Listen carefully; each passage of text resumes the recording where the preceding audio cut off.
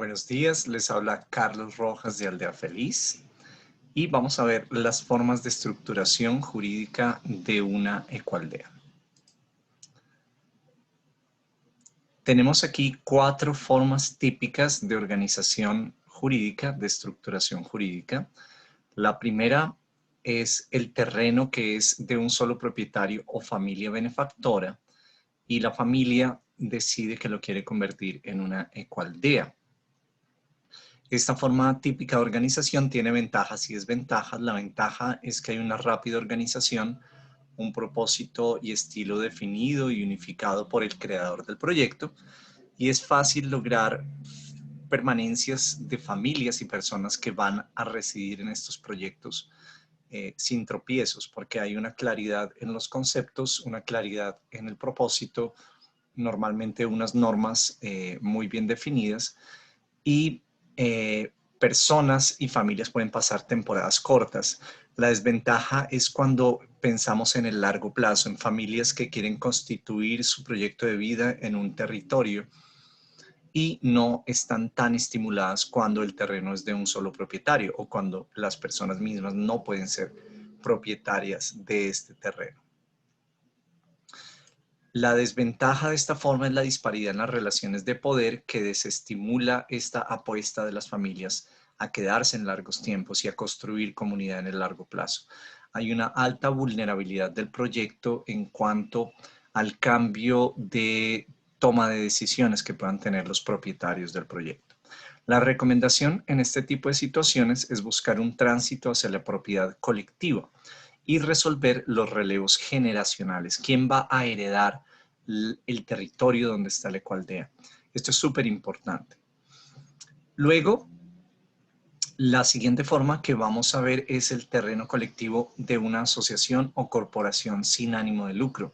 Esta es la forma en la cual está organizada Aldea Feliz como una asociación y en esta forma el terreno, el territorio es de propiedad del propósito. Es decir, es de propiedad de la asociación. La asociación, en todos los términos legales, es una organización social dedicada a un propósito. Entonces, en este sentido, el terreno se encuentra entregado al propósito y la ventaja es precisamente esta, que las relaciones de poder y egos individuales son controlados por este propósito común. La propiedad no es de la gente, la propiedad es del propósito y se establecen unas leyes internas dentro de estas organizaciones que pueden tener conceptos de equidad propios, independientes. Se puede autogobernar una organización de este tipo. La desventaja de esta organización, como una asociación sin ánimo de lucro, como lo es Aldea Feliz, por ejemplo, lo cual no es una desventaja, sino un requerimiento, es dedicar tiempo a organizarse y aprender a manejar tecnologías sociales, como la sociocracia, el consenso, la facilitación, formas de organizarnos que nos permitan prosperar.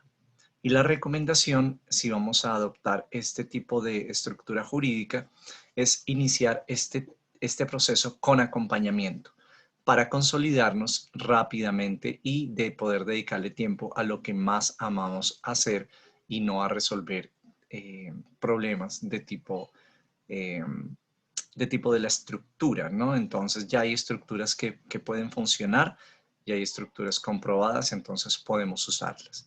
Otra forma de organización es la cooperativa.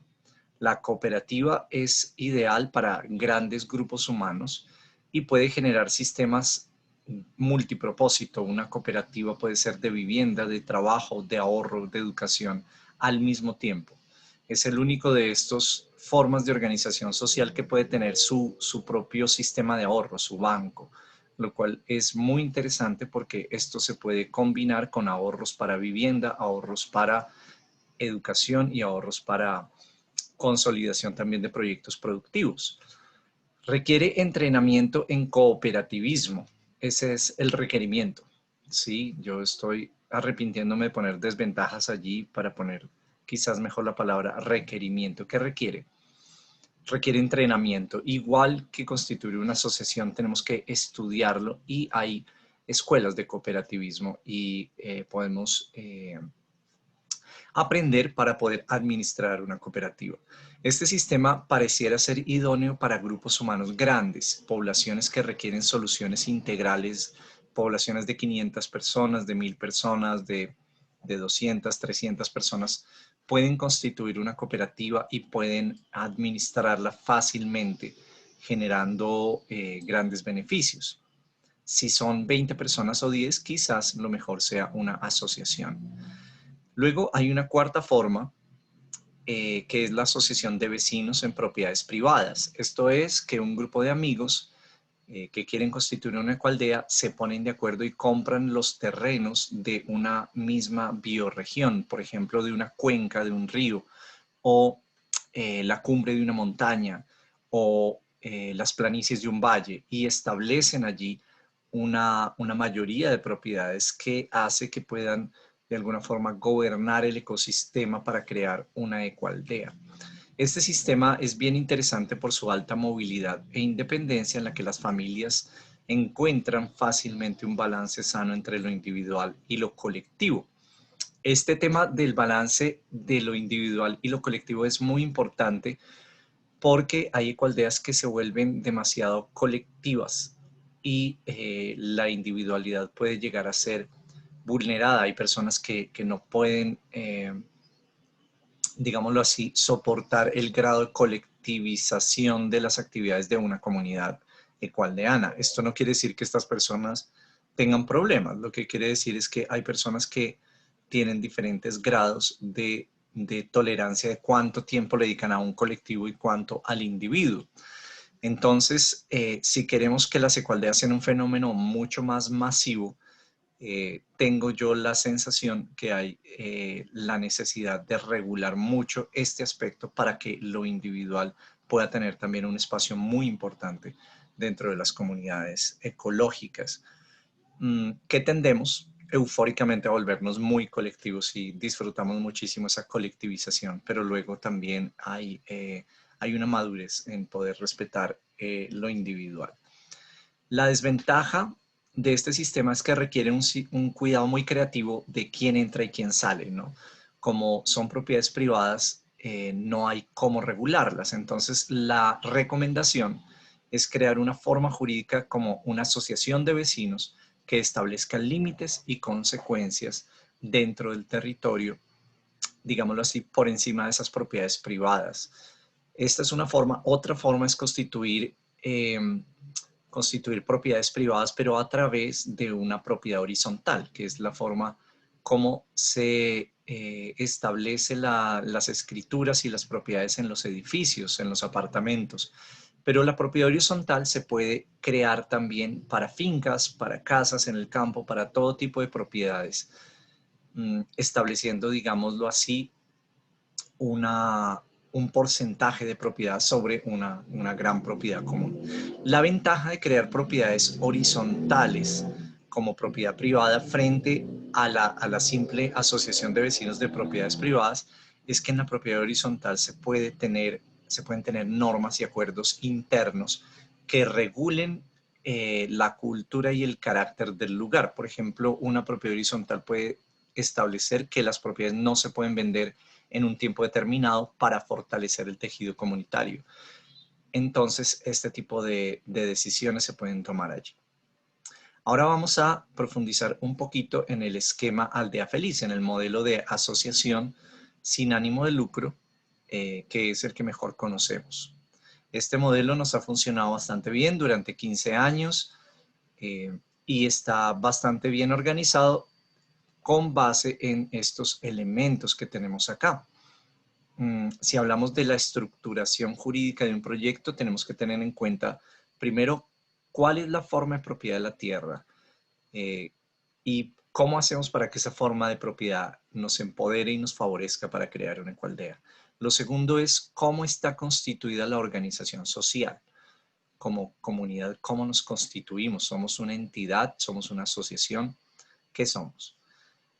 Y lo tercero son los componentes que ya digamos que unen todo esto y nos forman un sostén. Estos componentes suelen ser documentos estos documentos, por ejemplo, en el caso de Aldafeliz, son el acta de constitución y los estatutos, que son, el acta de constitución es el acta que se hace cuando se hace la asamblea mediante la cual se crea la organización. Hay que hacer una asamblea donde todos nos reunimos y decidimos crear esta organización social.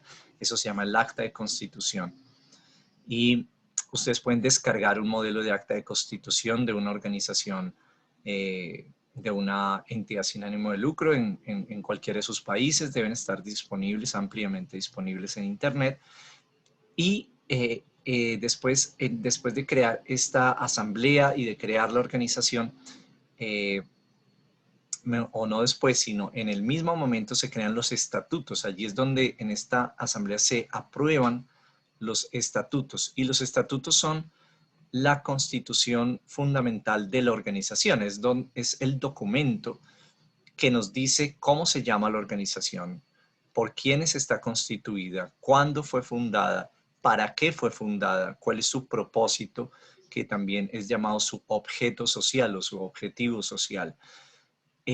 Nos dice su tiempo de duración estimado, nos dice su capital, con cuánto dinero se inicia, nos dice quiénes la inician, bueno, y cómo se toman las decisiones dentro de esta organización y a quién se acude en caso de conflicto. Y ya, esos son como 4 páginas nomás de documento, que es la base. Este documento debe ser corto y debe tener solo lo fundamental, solo lo que no queremos cambiar en el futuro. Los acuerdos sobre animales, casas, formas de vida, preferencias de la comunidad, todo eso se debe poner en el manual de convivencia, que es otro documento. Entonces, los estatutos tienen la función de ser registrado ante el gobierno y de ser lo más general posible y lo más amplio posible. ¿Sí? Cuando decimos amplio, decimos, por ejemplo, que el objeto social de una ecoaldea ojalá fuera muy amplio para que puedan hacer lo que quieran. Por ejemplo, propender por el bienestar de la comunidad en las dimensiones ecológica, ambiental, social, humana, espiritual, y de visión de mundo. Por ejemplo, ¿no? Como algo que abarque todo, o propender por el bien común y el buen vivir, ¿no? Entonces, dentro de ese tipo de propósitos, ustedes pueden hacer 1000 cosas, pueden hacer talleres, pueden vender productos, pueden negociar con tierras para hacer reservas naturales, pueden hacer investigación, pueden hacer lo que quieran. Entonces, hay que dejar en los estatutos el objeto de la ecualdad muy amplio, porque si ustedes dicen vamos a reforestar, pues después les toca solo reforestar, y si después quieren vender ropa ecológica, pues no pueden porque ya dijeron que solo van a reforestar. Entonces, hagan que su objeto social sea muy amplio. Luego está el manual de convivencia. El manual de convivencia es otro documento en el cual se ponen los acuerdos detallados de la vida en comunidad. Ahora les voy a mostrar una lista de lo que creemos que deben ser estos acuerdos mínimos. Este manual de convivencia no hay que registrarlo ante el gobierno, no hay que llevar y mostrárselo a nadie, es propio de la organización y es como su constitución de acuerdos. Es muy importante, es dinámico, se puede cambiar en cualquier momento, cada mes, cada año, cuando ustedes quieran, lo pueden revisar y es, digamos que, el eje de la gobernanza dinámica de la comunidad. Los estatutos no se cambian, eso se registra ante el gobierno y queda la organización constituida y muy rara vez se cambian, solamente si hay una renovación de representación legal, de representante legal o de junta directiva, pero de resto pueden estar iguales. Y el tercer documento que nosotros hemos encontrado importante que nos ha servido es un contrato de comodato. Como la propiedad es colectiva, la propiedad es de la asociación, las casas que se construyan dentro del terreno de la asociación legalmente le pertenecerían también a la asociación, pero como son mejoras hechas por una tercera persona, ¿sí? Que es un asociado, esa mejora es perfectamente legal otorgarle el derecho de uso de esa mejora a la persona que lo hizo. Entonces yo hago una casa, es una mejora a los terrenos de la asociación y la asociación y yo firmamos un contrato de comodato. Un comodato es un derecho de uso que me otorga la asociación de la casa que yo construí. Entonces, de esta forma, digamos que tenemos un sistema controlado que no es un sistema de libre compraventa ni de propiedad privada, es un sistema controlado por los principios comunitarios de la asociación que establece a quién se le puede vender y a quién no, establece cómo se le vende, establece a qué precio se vende, y todo esto puede tener unos principios muy solidarios, muy sociales, muy justos, que los determina la misma comunidad. Entonces, la asociación puede transferir los derechos de uso de las viviendas. Entonces me puede dar, por ejemplo, nosotros tenemos el acuerdo que si yo hago mi casa, hago un contrato de comodato con la asociación, puedo tener el uso y el disfrute de esa casa y puedo heredarle esa casa a mis hijos. Mis hijos, para poder heredar esa casa, tienen que ser asociados de la asociación, y ahí es donde viene la protección del objetivo social.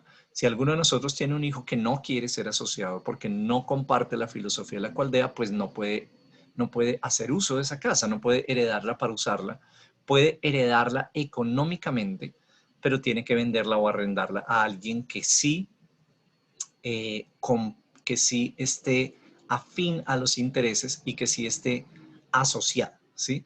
Entonces, las casas solo las pueden usar los asociados, pero pueden ser heredadas. Entonces, mi hija, cuando herede mi casa, si ella es asociada, pues puede usar la casa perfectamente. Entonces, allí se da una transferencia de la responsabilidad, de la propiedad, de una transferencia del territorio, ¿no? Digamos que pero también aseguramos que si uno de nuestros hijos no es compatible con la filosofía y no quiere ser asociado, no está asociado o no ha logrado ser asociado digamos, por incompatibilidad, eh, entonces pues la casa sí de todas formas es económicamente heredada, dentro de nuestro acuerdo lo establecimos así, pero esa persona tiene que arrendarla mientras la vende. Tiene que venderla en realidad, pero la puede arrendar hasta que llegue el momento de la venta, digamos, para poder obtener un ingreso de allí. Entonces es un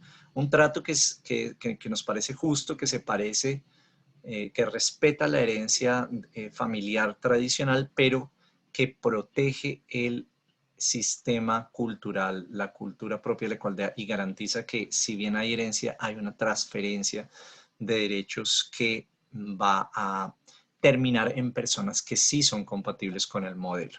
Entonces, esto nos garantiza que la igualdad pueda perdurar durante varias generaciones, que es en últimas lo que nosotros deseamos, que no sea un ejercicio de 10 años o de 15 años, sino que pueda perdurar. Otros documentos relevantes que tenemos son el acta de mejoras, que es simplemente un acta donde registramos las casas, cuánto valen, cuánto se invirtió en ellas. En ella establecemos que hay un tope de venta de las casas, de transferencia, que no es venta entre comillas, porque es una transferencia de derechos de uso, en realidad ese es el nombre real. Hay un tope para la transferencia de derechos de uso. Nosotros no queremos que las casas nuestras se valoricen demasiado, se vuelvan como un privilegio costoso. Entonces, las casas tienen que venderse a un tope de precio para permitir que siempre sea fácil venderlas y sean accesibles. Tenemos un libro de asociados que toda asociación debe tener, que tampoco necesita estar registrado. Quien entra y sale de la asociación se puede registrar libremente por la asociación misma, y un libro de actas. Estos contratos de comodato los hacemos en la cualdea, los hace la asociación. Entonces no necesitamos ir a una notaría ni nada, simplemente el representante legal de la asociación, que en este caso soy yo, pues firma el documento con el comodatario, que es el asociado.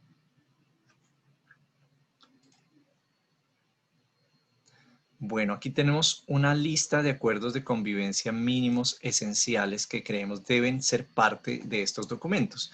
Dentro de los estatutos hay algunos de estos. Por ejemplo, cómo tomamos decisiones va en los estatutos. Cómo nos estructuramos, qué órganos y funciones tienen nuestra organización, va dentro de los estatutos. El resto realmente hace parte del manual de convivencia, ¿sí?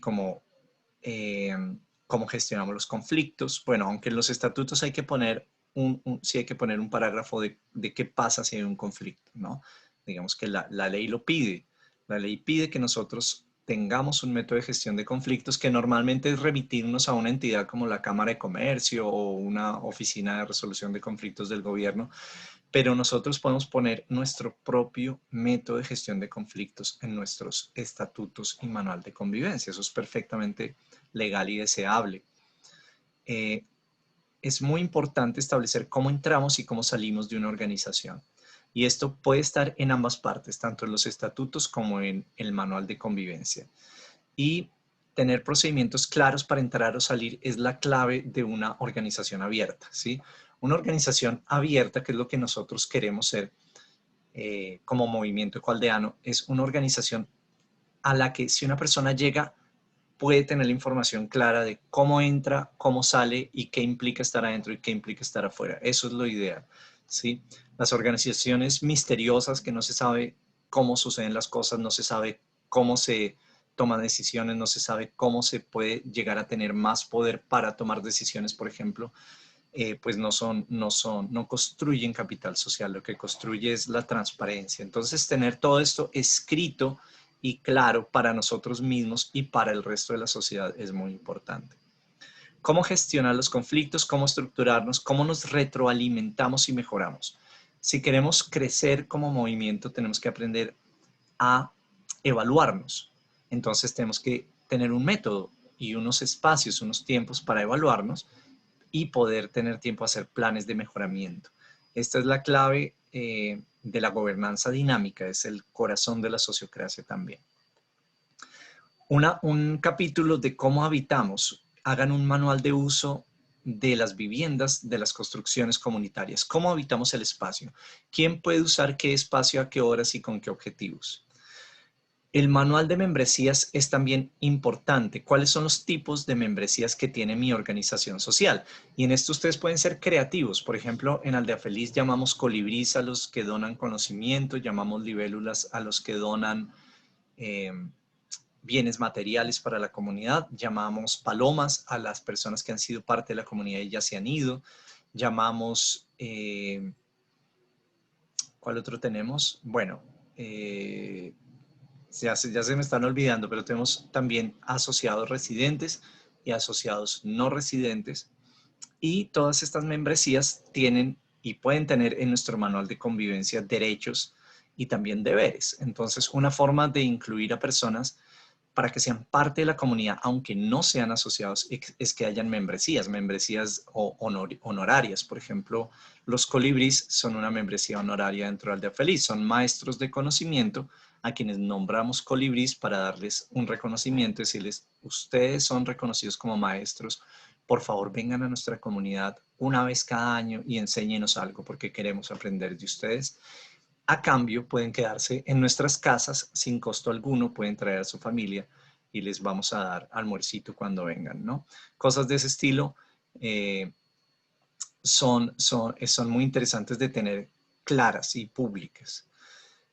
Un manual de tarifas y acuerdos económicos, fundamental, ojalá también sea público, y un manual de visitantes, que es ese manual que te gustaría darle a cada persona que llega a la Ecoaldea, sea por un día o sea para quedarse durante un mes o para quedarse durante un evento. Ese manual es también bien importante. ¿Cuáles son tus derechos y cuáles son tus deberes como visitante de la Ecoaldea? Muy bien, entonces esto es todo por el video número 2 y ahora vamos a seguir con el video número 3.